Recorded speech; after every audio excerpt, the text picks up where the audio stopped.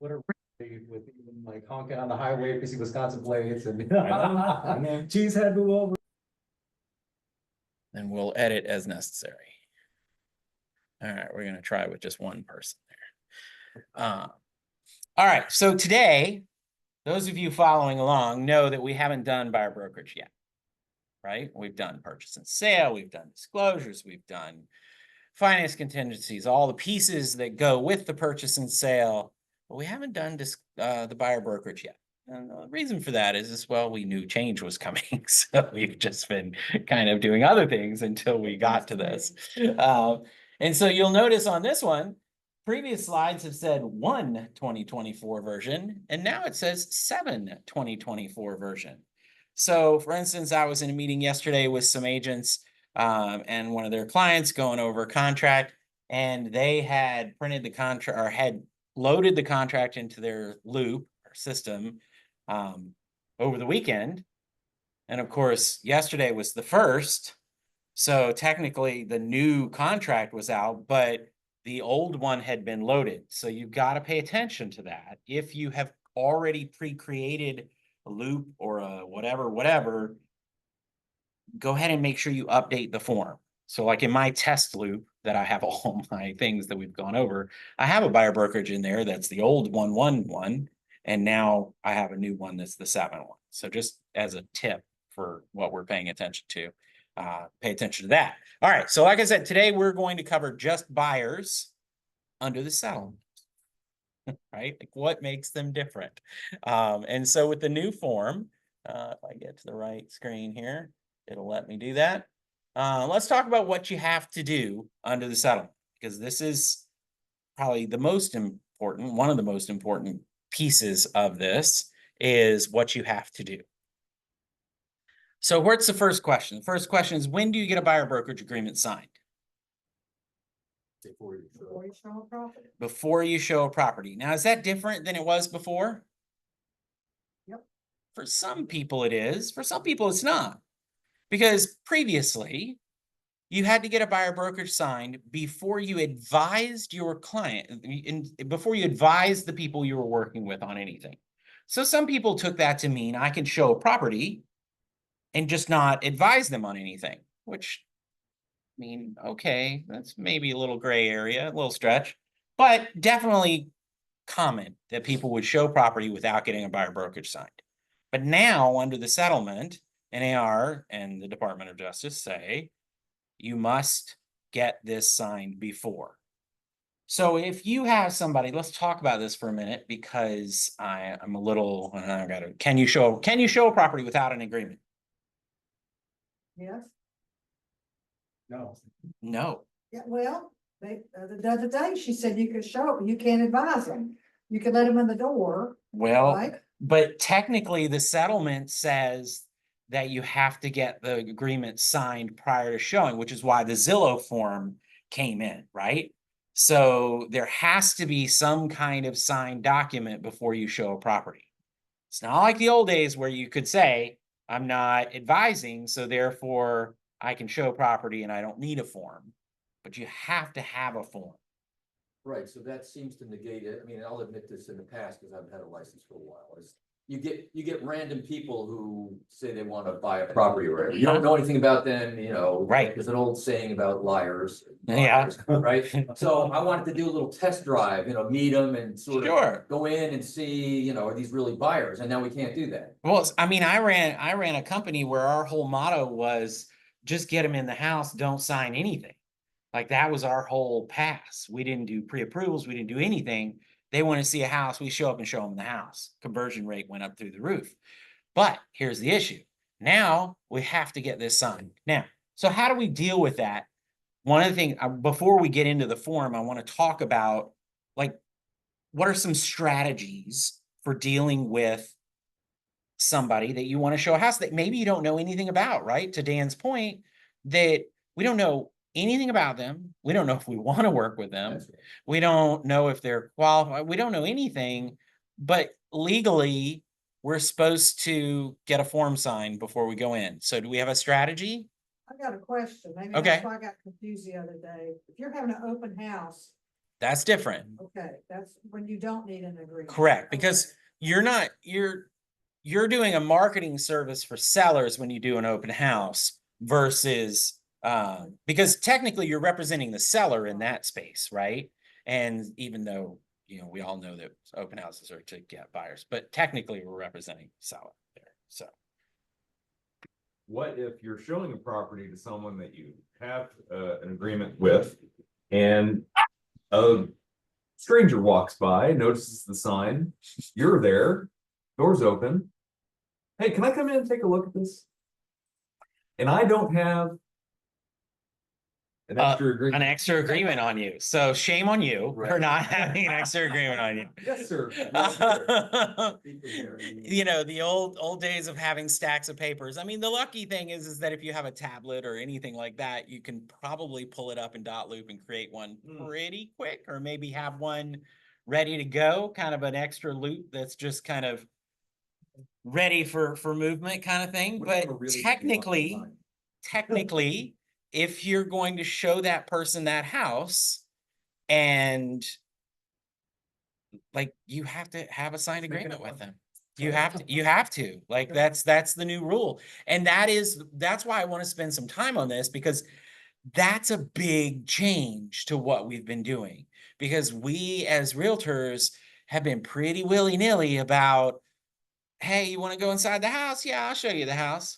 But interestingly enough, how often when we're doing a seller presentation do we say to the sellers, oh, licensed realtors only bring pre-approved qualified people to the house, right? I've heard that so many times in my life. And I know that's just not a true statement, because agents will show anybody. Somebody calls us and says, hey, I want to see 123 Main Street. And they go, okay, I'll meet you there right now. Like, I'm on my way. It's like, all right, come on. So this is a big change. You have to have a form to show the house. Now, what's going to happen when the buyers say, well, Susie said I didn't need a form for her to show me the house? Unfortunately, it's the law. It's under the change. It is a new change. Maybe Susie doesn't know about it, but that's the rules that we operate under. We have to have an agreement. Now, how can we minimize the impact of that agreement to make somebody sign it and feel comfortable? Scripts, right? We can have good language. But what's one of the contractual ways that we can do it? That property only. Make it just that property. Make it for that day and for that property, right? And we'll go through when we go through the form, think about, that's why I'm doing this ahead of time, is as we go through the form, think about that process of how you might do that, because you're going to have people that are like, I don't know if I want to work with you, Dan, for the next 3 months, 6 months, but I really want you to show me this house. Great. Let's just focus on this house. And then if we want to go forward, we can modify and go from there. Right? Make sense? All right. Let's start with the exclusive brokerage agreement. All right. Like I said, we haven't gone over this, so we're going to go over it from scratch here, so that everybody can try and move this down out the way. And it just won't move out the way. It'll minimize. There it goes. All right. So, whoops. Exclusive buyer brokerage engagement agreement. Now more than ever, and I've said this for literally 20 years, it is important that you give buyers as much attention up front as you would give a seller. What do I mean by that? You have to really go through the contract thoroughly and explain everything. You have to go through the contract and explain everything. You have to do a presentation for them, right? Like, for a long, long time, buyers have always been in that, oh, I want to go see 123 Main Street. Okay, I'm on my way. I'm going to show it to you.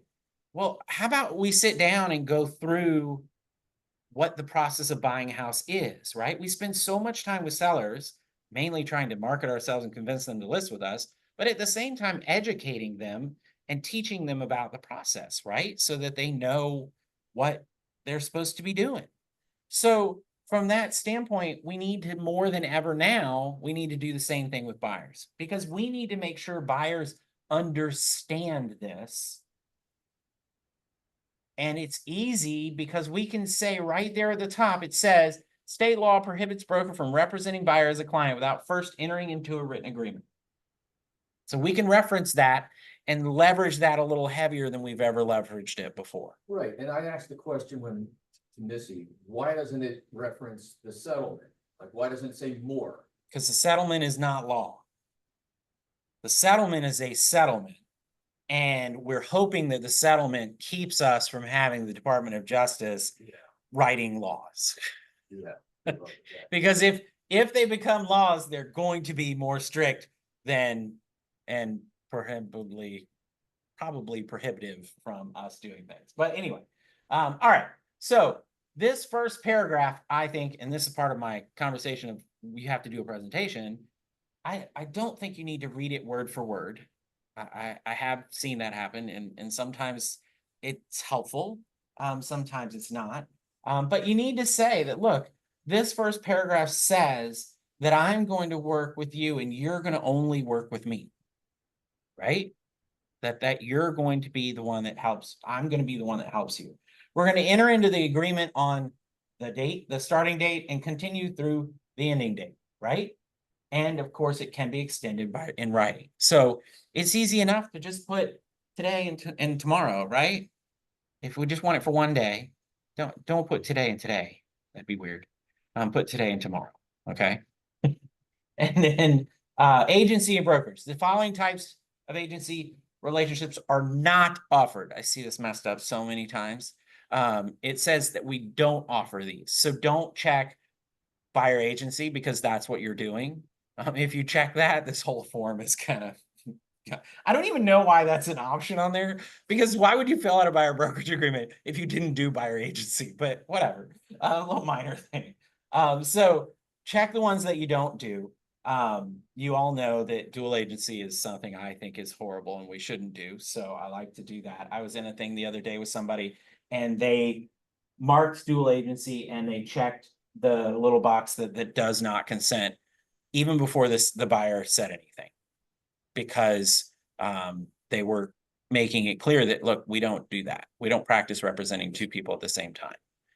So, which is interesting. Again, it's a business decision. It is legal in Georgia, so it's your choice.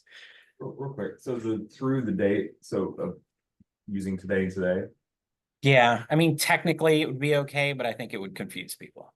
Well, that's what I mean. I don't want you just don't want to get an argument with someone about Right. because they're gonna go, that's 48 hours, not today, you know. I mean, assuming it's not, midnight this morning, then There's sticklers out there, Brad, I'm just trying, I get it. plus I get it. Can extending. you put a time like 12:01? You can't. There's just days. So that's it's just days. So that's what I would say, one day, through tomorrow. Right? So that's one day. But again, yes, if you have somebody you can technically put the same date in both of those. The reason I bring that up is because changing the amendment to change the closing date, the option is through closing, Yes. right? So that's through that day. Yes. Yep. Yeah. The through, that's a good word. Yeah, you got it. Question, can you quickly, in your own words, describe designated agency? Because I'm not 100% comfortable explaining that after I checked it. Sure. I've read the ABCs and I still stumble a little bit. So designated agency, what designated agency does is it allows for two agents from the same brokerage to be in the same transaction, representing both one side or the other. So in other words, you and I could represent the buyer and the seller in a transaction, and that would be designated agency because we're in the same brokerage. That's what designated agency is. The difference between designated agency and dual agency is while the brokerage, in both cases, the brokerage represents both parties, but in designated agency, each client has their own agent representing their interest. And in dual agency, there's just one agent representing both parties' interest, which is very hard to do. Real quick, we don't do sub-agency. That's right, that's the one I Okay, meant. that's the only, that's the only. Sub-agency is Multiple brokerages? old school, where you used to, before buyer brokerage existed, sub-agency was a thing. I would be if you were the listing agent and I was working with a buyer, I would be the sub-agent of you representing the seller and not represent the buyer. Okay. That's the old one. That's the old days. We don't do that anymore. Because we believe that people should have representation as much as they seem to be fighting that in court. We do believe that they should have representation because, you know, it's like going into court by yourself. You know, defending yourself in court's generally not a good idea. Unless you're the prosecutor. Might even, You want to clarify to the teams, because we got the teams here today.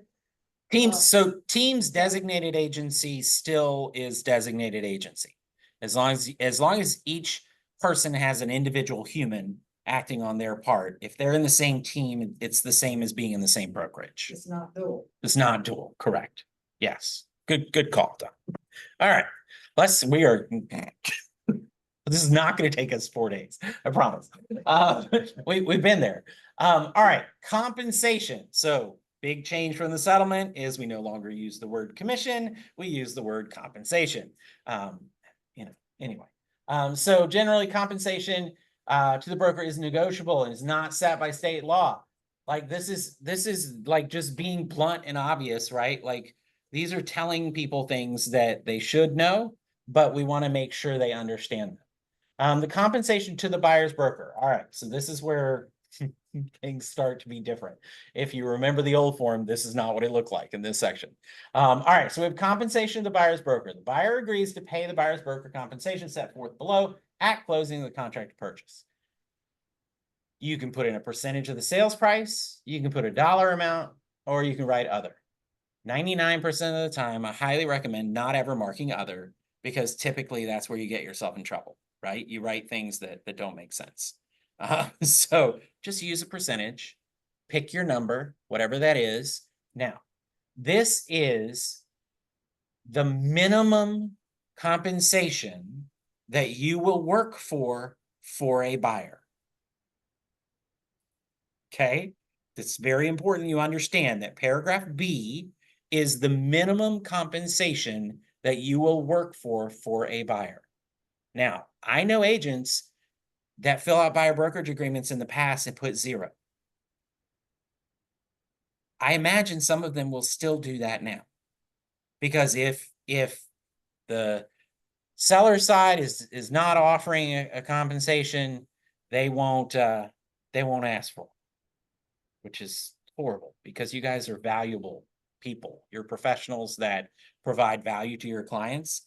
So I really, really think you should never put 0. I always thought you should never put 0, but that's just me. But whatever that minimum is, whether it's, 5 bananas or 12 bananas or whatever it is, dozen eggs, whatever. We can start using something other than bananas, right? I think bananas is kind of weird. But this is the minimum compensation. All right. That's the way you want to look at paragraph B.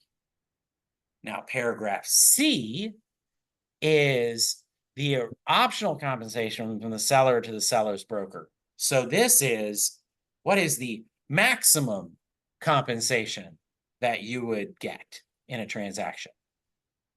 And this is where it gets a little dicey, because you have to kind of make some assumptions about what's going on in the market. The other day in our class, Missy talked about the fact that understanding your market and what things are available in your market will help you fill this out properly, right? If you're working with first-time home buyers that are looking at new construction, and you know that in the area that new construction is, it's common to have bonuses, then you need to mark other in here and write down a bonus amount. And it has to be a dollar figure. It can't just say whatever bonus offered by the seller. Okay. All of these, remember, contracts are specific, they're enforceable. If they're not specific, like TBD, it makes your contract unenforceable. So you have to say what the dollar amount is. Why do you think that's important? Because we didn't talk a whole lot about that in the class the other day. So let's talk about it for a second. Brett, I have a question about it, if I may. Sure, go ahead. In that other, when you say write a specific amount and you can't say whatever, they're offering, can you say up to a specific amount, up to $5,000 bonus, something like that? Yeah, it kind of is that. The language in this section kind of is up to. So you don't necessarily have to say that, but you could if you wanted to make it very clear. It depends on the buyer that you're working with, probably, I would imagine.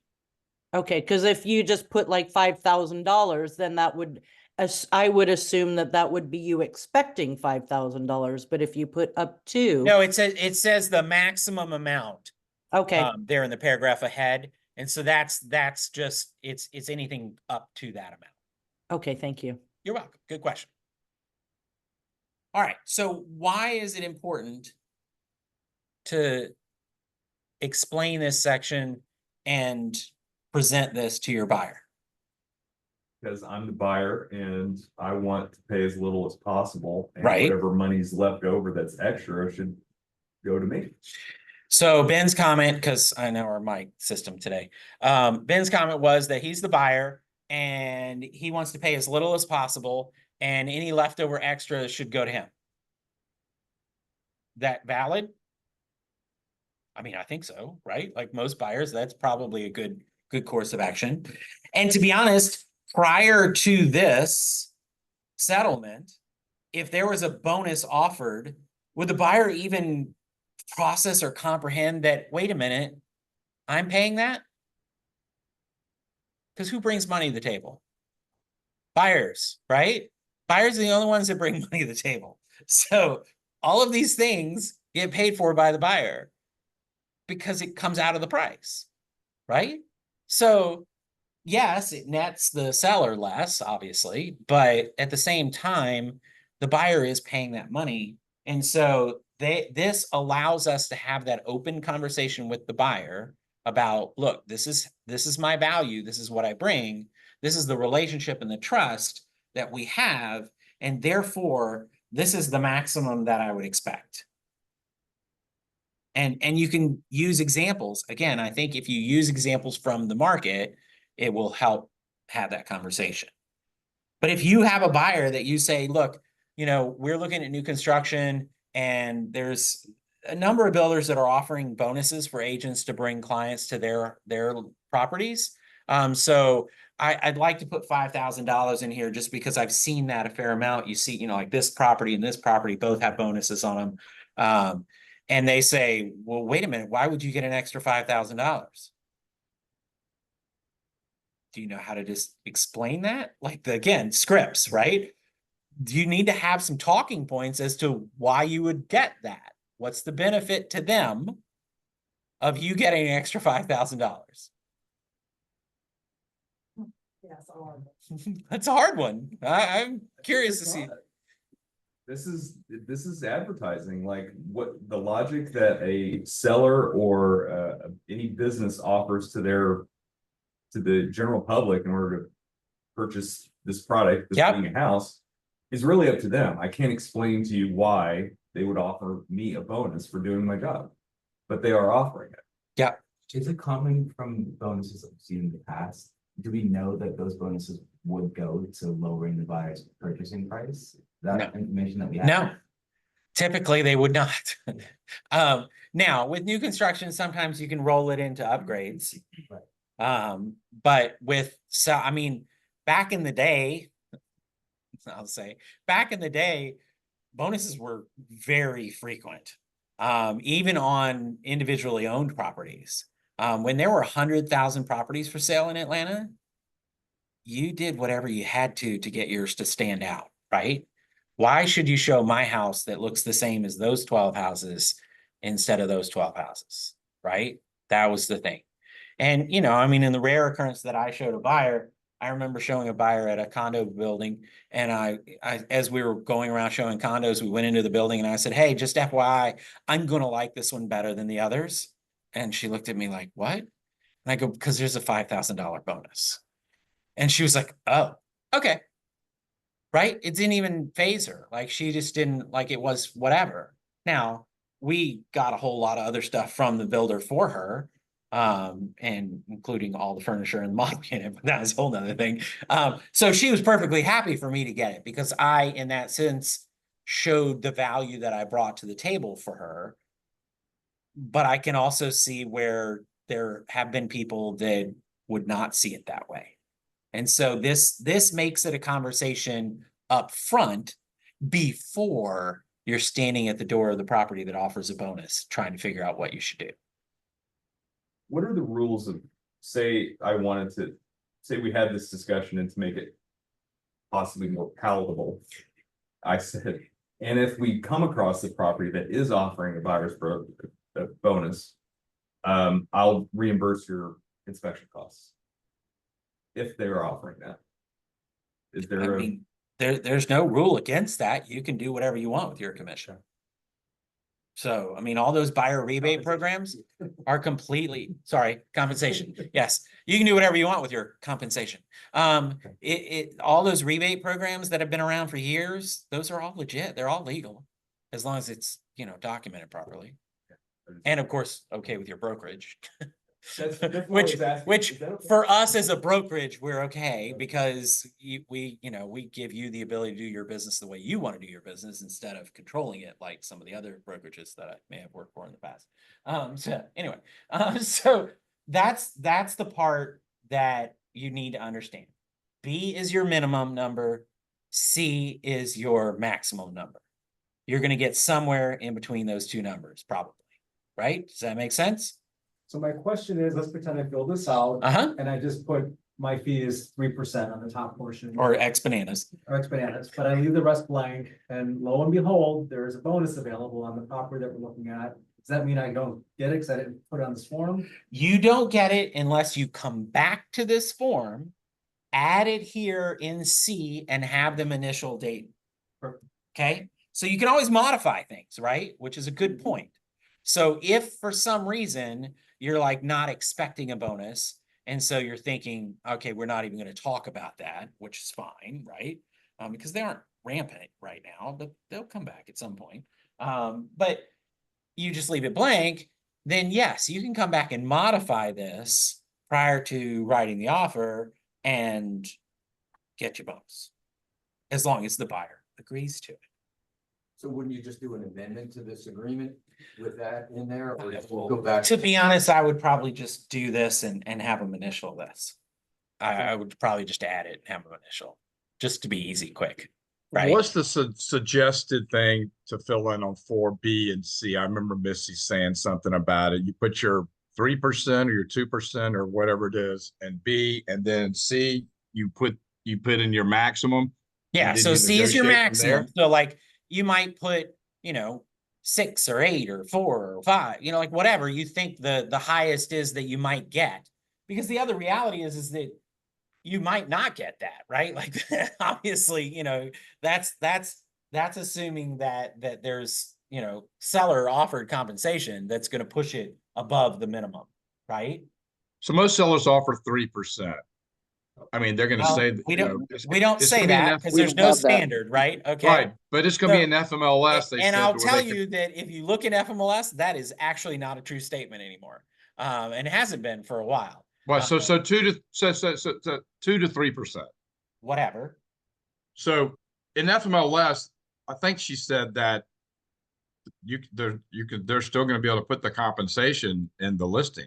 They are, but we are trying to figure out the intricacy of that, because part of the problem is that by them having a commission in FMLS, we technically as a listing agent, if you have a compensation showed in FMLS and not a compensation showed in Georgia MLS, what's going to happen is your listing's going to show up on Zillow twice.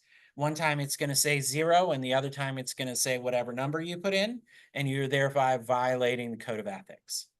Let them know what I'm doing. And so we've reached out to GAR and Seth to try and get some explanation on that, and we'll be addressing that. It's part of the reason why we're doing buyers first, is that when we get some explanation on that, we'll incorporate that into our seller class, okay? But for right now, just think about, don't think necessarily numbers, but think about for you as a business decision, B is, what is the minimum amount that you would be willing to get paid to do the job that you do for a client? Okay. If the seller wasn't gonna pay. If you weren't getting, right, if you're only getting money from the buyer, what is the minimum amount that you're willing to get paid to do the job? Okay. So if you put your minimum in there and then the seller's offering more, then you have to go back and change that? Well, that's why in C, you have to put the bigger number in C. So whatever you think the seller is going to be offering, whether it's 3 or 4, whatever the number is, that's the number you're going to put in C, because that's the number that it can go up to without you having to modify it. So say you put 2 bananas in B and 3 bananas in C. Then you're And you covered don't- if the seller's offering 3 bananas Okay, and then, but you don't know until If- you, right. And so that's Until why you- when you're filling this out, you don't know which property you're dealing with. You don't know Right. what the offer is, right? And so you need to have that conversation with the buyer and let them make the decision on how much they're willing to let you get paid.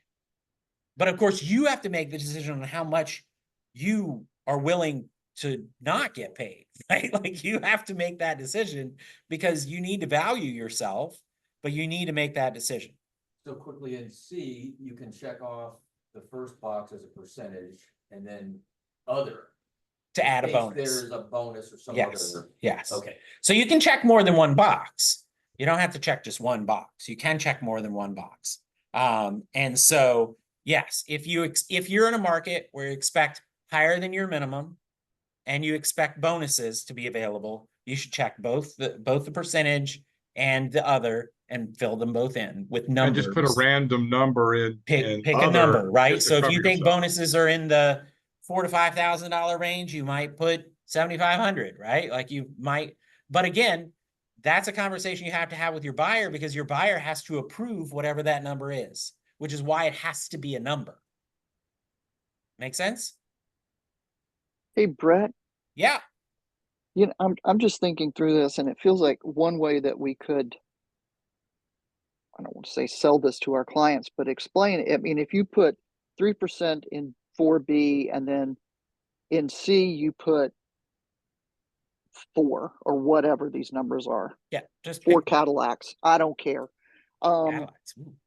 One way, or you put 5. One way to explain it is this would be the maximum, and if the seller is offering compensation in excess of my three bananas, then, or let's say they're offering it more than the 4 bananas, Mm-hmm.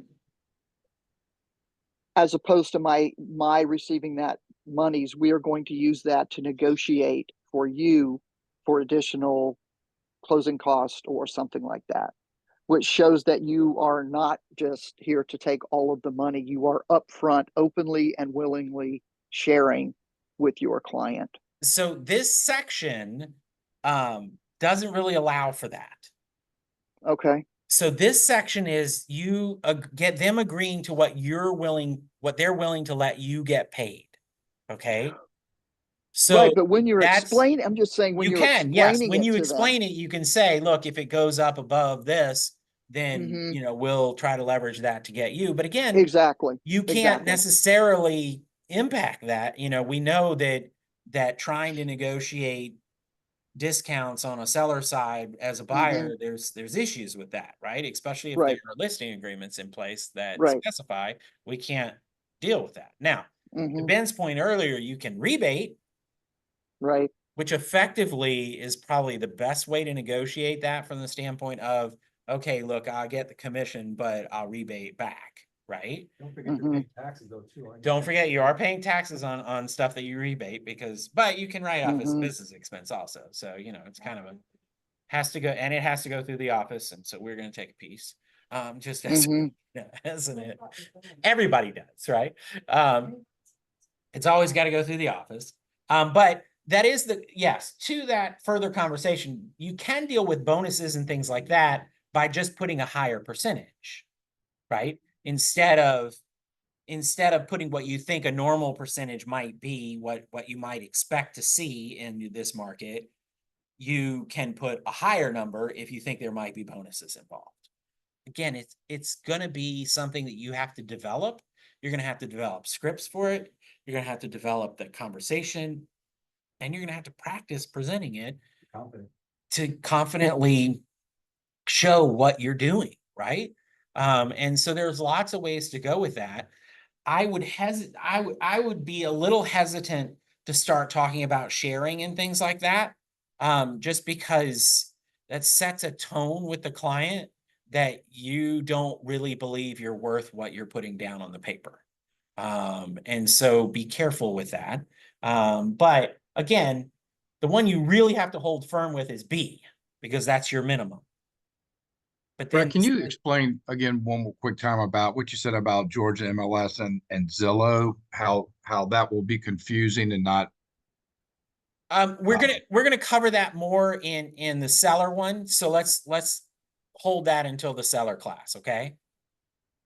We're trying to, We're trying to get we're trying to find out. Yeah, we're trying to get clarification from Seth and from GAR because there's Right. some ethical and legal issues there that you know, effectively the way the settlement works out, like it's goofy. So we're It's supposed to have it on MLS. we're gonna dig into that before we do the seller one. Part of the reason why we're doing the buyer one. Okay. All right. Good. Doc. All right. Can I ask one more question before you move on? Just Say for that again. Can I ask one more question before you move on, just for clarity's sake? Sure. So in compensation B, for B, and I'm gonna put, say, 3%.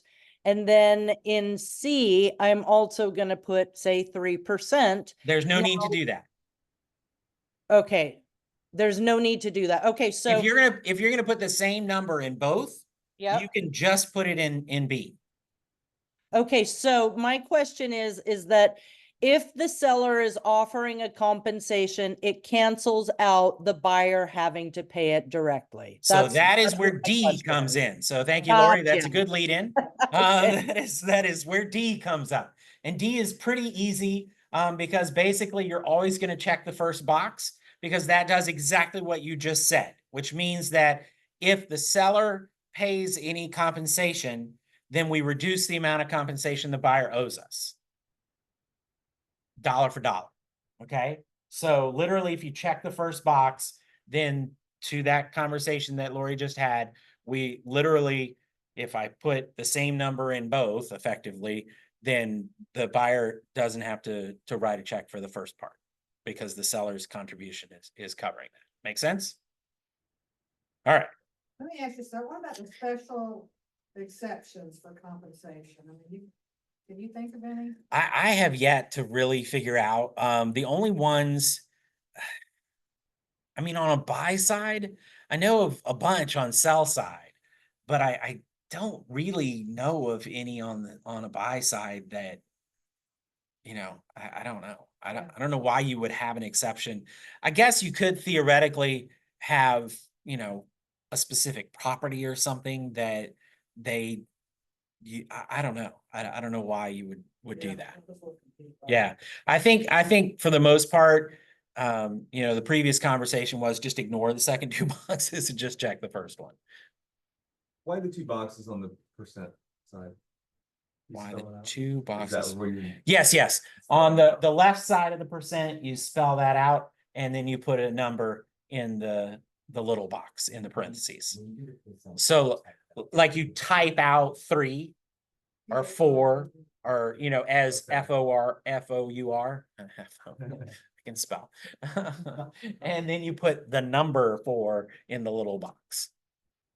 It's 2 spots. I know. It's just what it is. Yes. Just what it is. Okay. It's like writing a check. I know you guys don't know how to write checks. I but I know how to write checks. I'd like to know what the check is. Thank you very much. So let me ask you, so B and C always needs to be filled out. B always needs to be filled out. C C does not because it is optional. And D, you should always check the first box. As long as D's filled out, you don't have to do anything to see. There you go. As long as, well, no. But the buyer has to check that they approve you getting paid from the seller or the Correct. seller's You should broker. check in C, you should check either the approves or, I mean, theoretically, you should always check the approves. And then you don't necessarily have to put a number in here if the number in the first one is the same, or you can just, for safety's sake, you can put the same number in both. It's up to you, right? Like, I mean, it's not hurt anything to put the same number in both, but technically you don't really have to. The only reason you had to put a number in C is if it's bigger than the number in B. Okay, this is goofy, but always check D in the first box. And always check the approves in C. That way your buyer's allowing the seller to pay you. Okay? That makes sense? As much as the rest of it. I told you, we're gonna do the simple one, right? Like, this is the easy one. So you, I don't think you hear me, you and I and Marcy are gonna sit down and come up with a policy on what we are gonna Right. need to see. So brokerages are all gonna develop their policies on what you have to do in dealing with this. But from a contractual standpoint, there's not much conversation other than B is your minimum, and it has to be filled out on every single one with a real number. Real number. C is, you can, if you don't, the buyer doesn't want the seller to pay you, they want to pay you, they can put disapproves, but I don't know why they would want to do that. So they should probably always mark approves. Again, you could either put the same number as B or put a higher number in C. And then D, you should always check the first box.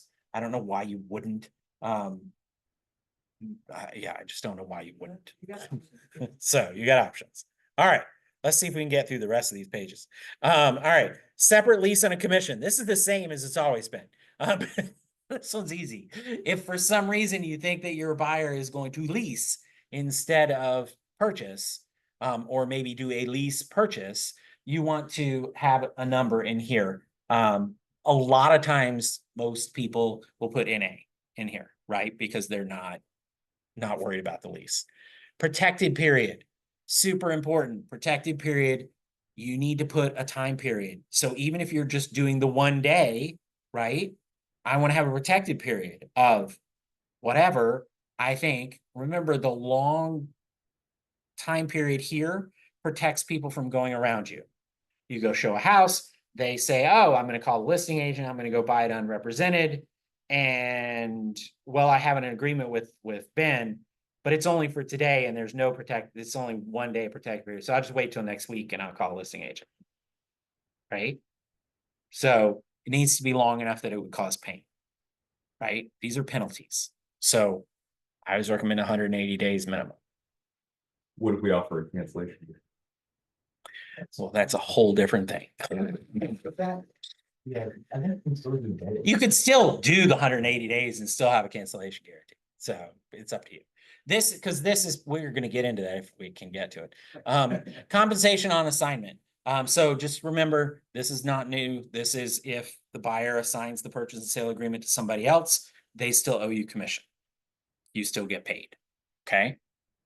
And usually that's an organization that they still own or something, right? So it's usually not that big a deal. All right, let's see if we can move through these parts relatively quickly. I'm going to minimize you guys on screen so that we can be off. All right, so exclusive buyer brokerage engagement agreement. This is the paragraph that explains that this is exclusive and that they can only work with you.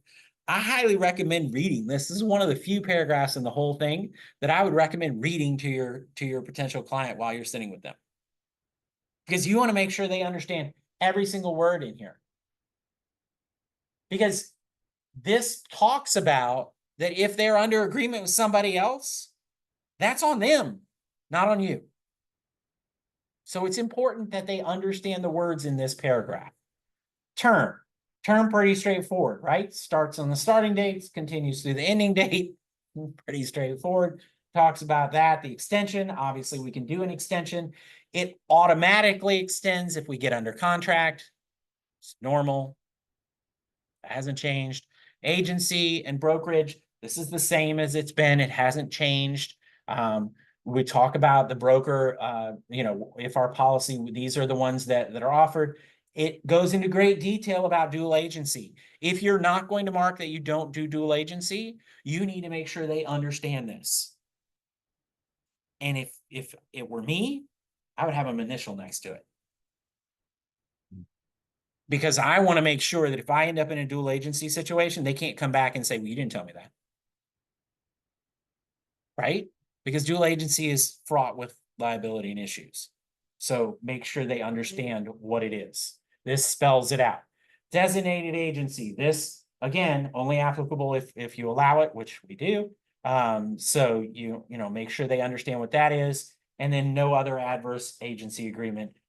Just make sure they don't have any other, you know, agency agreements that would be in conflict with this. Compensation. So this section is obviously different. Just in the word, right? So this talks about the buyer's obligation to pay when purchasing real property. So this is from 4, remember? This is the paragraph, the section on the first page that we spent so much time on. So lo and behold, there's a lot of detail and explanation here. Use this to help explain how that first section works. Okay. This has got good language about why it works on you collecting, that they can't rely on the fact that the seller is going to pay you. Okay. This says it pretty straightforward right here. Compensate for sale by owners. People sometimes think that, oh, well, for sale by owners, they're going to pay a commission too. Well, maybe they do, maybe they don't. They're probably for sale by owner because they don't want to pay a commission, right? Separate compensation on lease. This explains how that works if you've got that in there. Obviously, if you mark an A, just skip over it. Protection period. Great explanation of what the protection period is and what it covers. Covers everything, right? So you want to make sure that you explain that to them. And of course, it does say in here that if we mutually terminated, then all bets are off, right? Remember that. If you mutually terminate something, well, you can't go back and hold somebody to it because you killed it. Okay. I think it's important to go over this with a buyer. We're going to explain what our duties are. Remember, we talked about in the thing with the long list of all the things that we do that gives us value, and you can start really understanding how, you know, I've got a list of 200 things that I do for my clients, and that's where my money comes from. You notice there's only 4 things on this list. And you should do all 4 of those things in every single transaction. Okay? You should always make all disclosures required by law.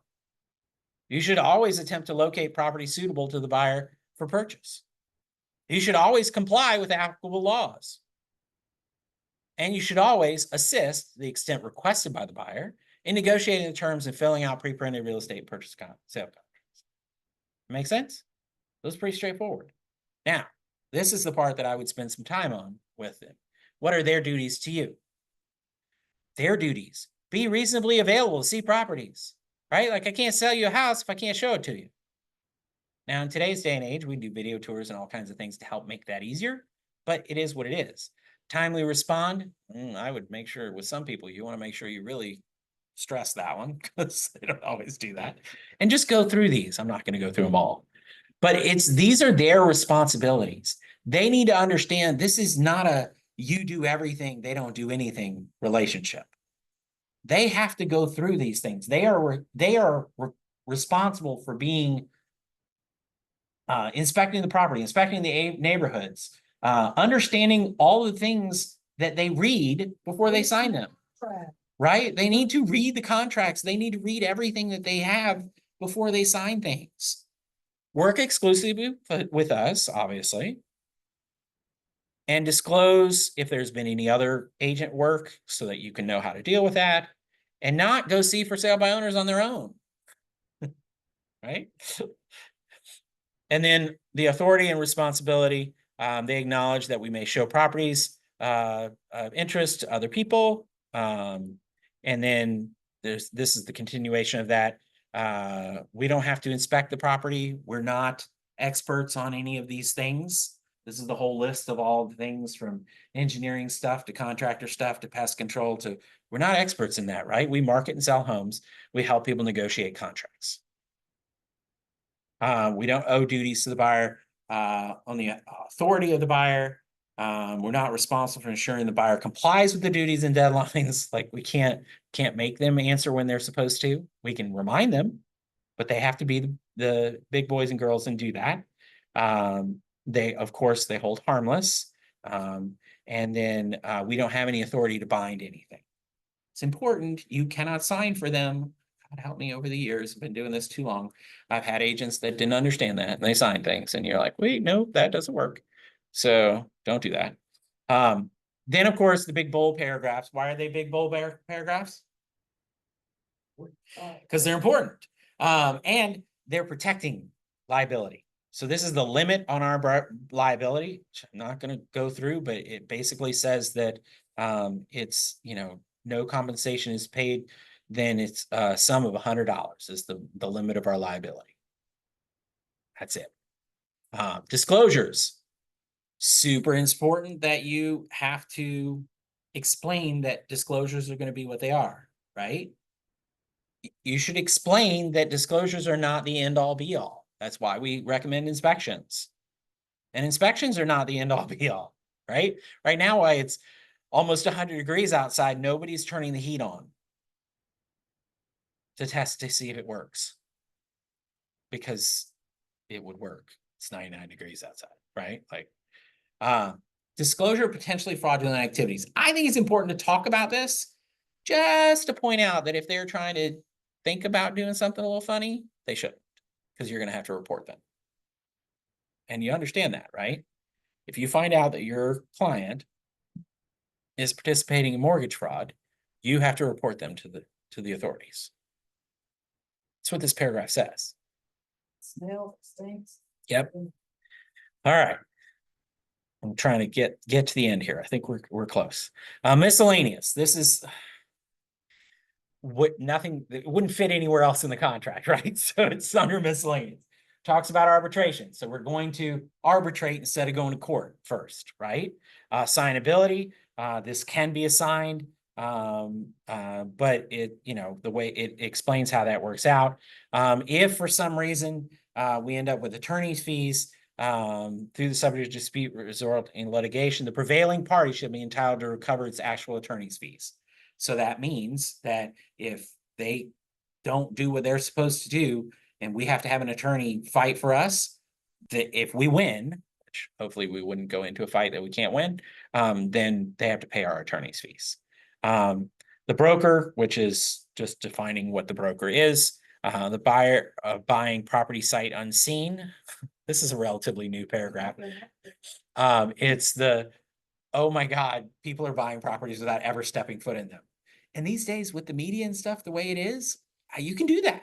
Like I did it 10, 15 years ago. And, because we had good video. Now back then we had to, it's harder, but we still did it. Definitions of a buyer and seller. Disclaimer regarding the purchase of certain property. This disclaimer does apply. So remember, this is prohibits certain non-resident aliens and foreign persons and foreign companies from owning any property within 10-mile radius of any military base, military installation, or military airport. There are a few around Atlanta, so you want to be aware of those if you happen to have somebody that is not a resident, a current. Now, that doesn't mean that they can't buy a house. They just can't buy land, right? We talked about that in the last thing. Entire agreement, that's normal. I think it's in all of our agreements. Fair housing disclosure. This is a great time to explain fair housing, right? To explain. If you happen to be being tested by the fair housing, do you think it's important that you explain fair housing? So pretend every person that you're talking to is a tester, and then you won't get in trouble, right? GAR forms just says that GAR forms are only to be used by GAR members. Governing law and interpretation, that's pretty straightforward. Hazardous conditions in the property. This one's not in bold, but it's in all caps, right? So it's kind of important. They need to understand that there could be things dangerous on properties being viewed, and they need to be careful. You're not responsible for it, which is kind of the next paragraph, the hold harmless, right? Like if they hit their head on a beam in an attic or whatever, that's on them, not us, right? We didn't push them into it. Independent contractor relationship, no imputed knowledge. We don't know anything about stuff regarding the property. This talks about notices, which of course goes to that they need to be in writing, which is normal. Referrals, if you're going to send a referral, this allows that. Statute of limitations, survival, third-party vendors. This is actually a good one that you should point out. is that if I give you recommendations of inspectors or painters or whoever, they're just starting points for you. They're not me endorsing those people.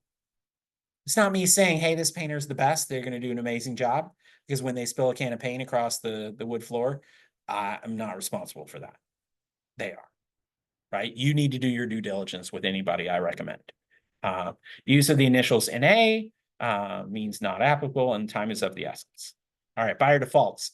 Buyer defaults, it's important to explain to them how they might default. This is it. It's 4 bullet points. Just go over them. They're pretty straightforward, right? We need to go over it and make sure they understand, because it does talk about compensation in here, and that's important. Okay, some other big bold ones, right? So warnings to the buyers and sellers. Cyber fraud. Make sure to tell them, hey, if you get an email that says wire this much money to this account, don't do it. Call me. Call the attorney, right? Don't do it. And then identity theft, indemnification, and covenant not to sue. So this is, again, protecting us from them if something bad happens. Brochures. All right. How many of you, I'm trying to get through this. We got almost done. How many of you would check almost all of these? Good, because you should. If you're dealing with a buyer and you don't know if the house is going to have lead-based paint or not, should you give them a lead-based paint pamphlet? Yeah. Yes. Same thing with mold. Same thing with radon, right? Like, these are all just educational pieces to help them understand the risk of things that they might get engaged in, right? Community association. I'd give that to everybody, because you don't know for sure if they're going to end up with a property in a community association. If they're not looking at condos and they're only looking at single family homes, maybe you don't give them the condo one, right? If they're only looking at resale and not new construction, you don't necessarily have to do the protect yourself when buying a home to be constructed, even if they're looking at new construction, it's already built, right? Flood hazards, would you give that to everybody? I would. In Atlanta's got a lot of flood zones. I'd go ahead and give it to them. Short sales and distressed properties. As relevant these days, there aren't as many of those, but doesn't hurt to give it to them, right? Because sometimes people have misconceptions about what buying a distressed property is. They think, oh, I'm getting this amazing deal. Maybe you are. Maybe you're not. And then retainer fee exhibits. We are not going to talk about retainer fees today, but I'm going to talk about them when we do the seller presentation, okay? But retainer fees are a thing. Special stipulations. This is where Ben would put the address of the house that is showing, and then it says this agreement applies only to 123 Main Street. Okay? If you wanted to do that. Okay? Signatures. Very important here. Not only do they sign it, but that you have an address, a phone number, and an email address. You need to have their contact information. And likewise, they need to have yours. Okay? So in both of these sections, these signatures, you need to fill them all out. We talk about on the purchase and sale agreement, we go way back to one of our first classes. You don't fill this out when you're having a buyer sign a purchase and sale agreement. They just sign it. There's no other information, just their name and their signature. But on a buyer brokerage agreement, or listing one for that matter, you want their information. Okay? Very important, especially buyers. You don't know where they live, right? Like a listing, at least you assume that maybe the house has something to do with it, but it's different. Notice this box down here at the bottom. I hate to see this blank. This needs to be filled out. What does filling this out mean? That you've sent them a copy of it, right? That they can't say, oh, I didn't get it. Well, but here it is. I sent it to you. So make sure that you send it to them. Fill it out, send it to them.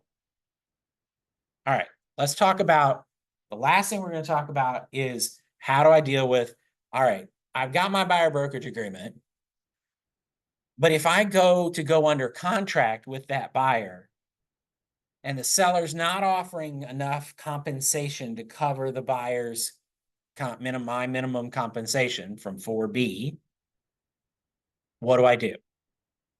My answer to that is this. And only this. There are other forms, there are other things that you can do, and there will be things that you come across. But as a buyer's agent, I highly recommend that you use only this special step because it is the cleanest, simplest way to do it. And you include this. I even used the blue box from Dotloop, since that's what we use. That shows that you just add the clause, type in 620, and boom, there it is. Or you can just type SS space 620 in the special step section, and it'll pop up automatically. Okay, so you want to use this stipulation. Now, what do you need to do before you use this stipulation? Ask the other agent, right? Like say, hey, is the seller, this is the phrasing is very important here. Is the seller offering to pay any compensation to the buyer's broker? Not, are you offering as the listing agent? Is the seller offering any compensation to the buyer's broker? Now, if the agent says, yes, they've agreed to pay 12 bananas, what do you do? Do you just write a contract, send it in without a special step? No. Put the special step in and have them. Now, it's very important, and I can hear Chris in my ear saying, the buyer needs to want this for you to put it in. Okay, they're most likely going to, but you can't make that assumption. You need to ask them, hey, I know we agreed in our brokerage agreement that I was going to get 13 bananas. Do you want me to ask the seller to pay any or all of those bananas? It's their choice, right? They're in a multiple offer situation where they're trying to put their best foot forward. Maybe they don't ask for the seller to pay for it, right? Maybe they pay it themselves. I don't know. There's lots of scenarios, right? We all know that there's not just one type of real estate transaction. There's lots and lots of options. But if the buyer wants the seller to pay your commission compensation, this is the special stipulation you should use. Okay? Don't worry about the other forms. Don't worry about things getting signed before you go show properties. That's all weird to me, in my opinion. Again, this is my opinion.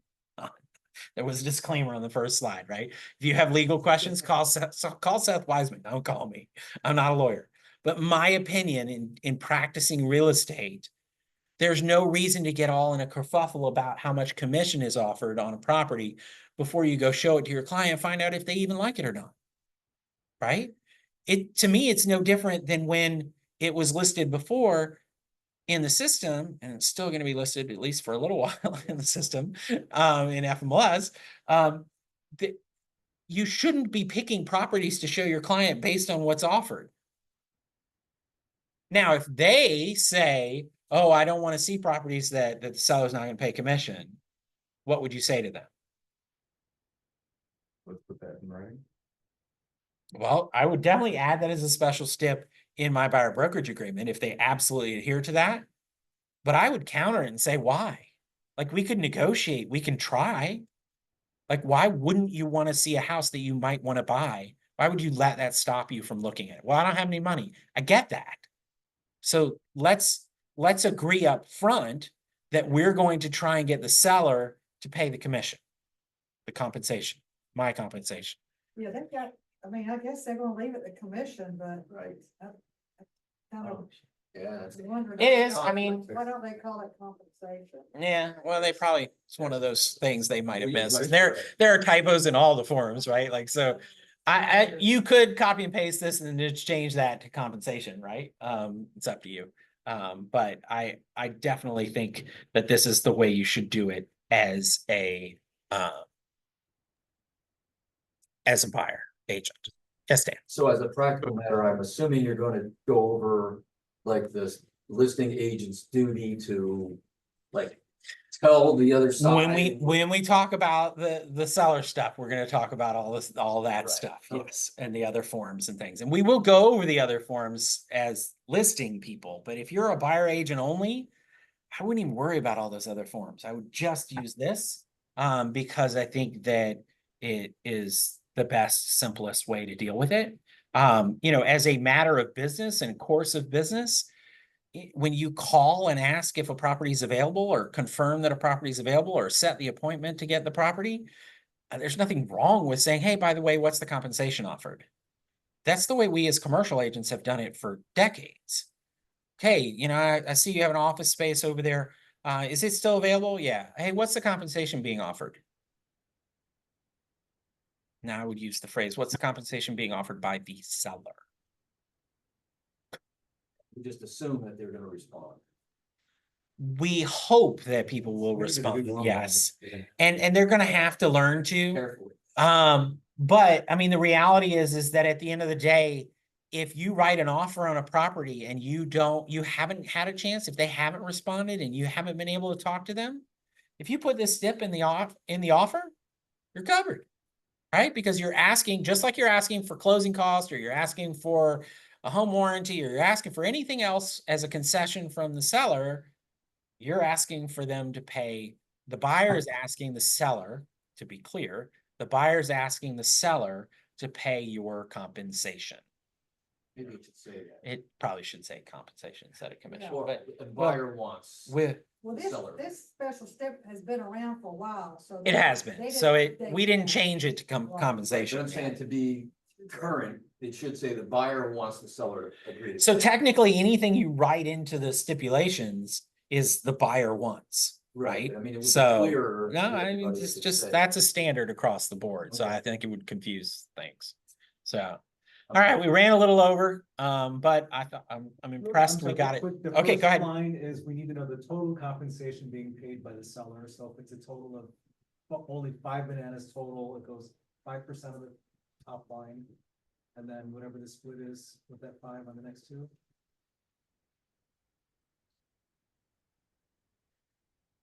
So that's, yeah, So you have to find out the total Yeah, how do you compensation, not know? just your. I wouldn't, I would probably not use the whole stipulation most of the time. I would say that at closing, seller agrees to pay broker listed below, and you could even put in, you know, Remax Metro Atlanta or whatever, a commission of blank % of the purchase price. I would just use the Period. first sentence, yeah. Because you're not trying to negotiate everybody's commission, right? You're just doing yours. But yeah, they really need to, like I said, this one's been around for a little while. It was kind of the first throw at things to come. And it was before things kind of really developed. There's So two I others in would there too. just use there are some others, there's a VA one, which if you're working with a VA buyer, I would use that instead of this, which I think it's 619 maybe, I don't remember. But they're all right around the same area. But yeah, I wouldn't use the whole stip. That's a valid point. I would just use the first sentence. Okay. And I would probably say the buyer broker That's what I listed say, you below. need to put the seller, they Right. got seller, I got selling broker. Right. Yep. So That should be a policy. too. we will, we'll type that up and send it out, and we'll change it from commission to compensation. But this is the one that's in GAR.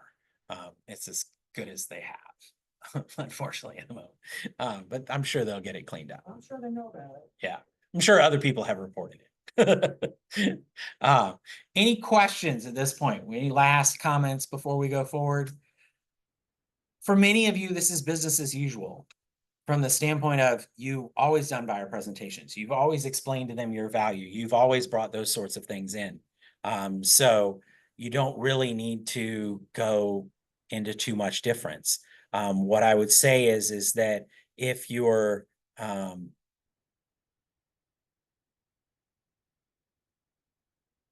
okay, so just a couple quick questions through the chat. Sorry, I'm finally paying attention. Rick asked if there was a website about federal properties within 10 miles. I'm not sure, but you should be able to pull up the bases and things through Google searches, I would think. So you could see that. The next class, there's a sales meeting on the 16th. But the next GAR class is the week after that, which is the 23rd. And so that's when. Nothing next week, you're out. Nothing next week. I'm out of town. Then the following, the 16th is sales meeting, which I'm sure we'll have some conversation about this as well. But we won't go into, we hope to go into the seller stuff, the seller side of things on the 23rd of the month, which is the next Tuesday after that. So good questions. I think that about does it for us. So thank you guys. Stay focused on building relationships with your clients. If you have a good relationship with your client, a lot of these conversations are pretty straightforward, right? But have the conversations up front, which you probably should have been doing all along. Make sure everybody's on the same page, right? There's no surprises. That's the key to a smooth transaction, in my experience, is less surprises makes smoother transaction. So go ahead and have these conversations about commission and stuff up front. Ask them, how do you want to approach this, right? As you're going through paragraph 4 in the buyer brokerage, say, we have the opportunity to ask the seller, even if they don't offer it, we can still ask them for a concession for them to pay my compensation. If you would like that to be the path, think about, do you want to do that? And go ahead and have that open conversation and work through it. People are more aware of commission and compensation more than ever right now, right? Because it's the headline of every freaking news story out there, and most of them are wrong as to what they say. That's why important is some of the language that's in this contract. There is no state law mandated compensation, right? Like there is no, although I've seen news stories that say there are, right? So be communicative and build a trust relationship and you'll be fine. All right. Thank you. I appreciate you all coming, and we will see you at sales meeting, and then of course at the next GAR session, which will be at the last week of the month.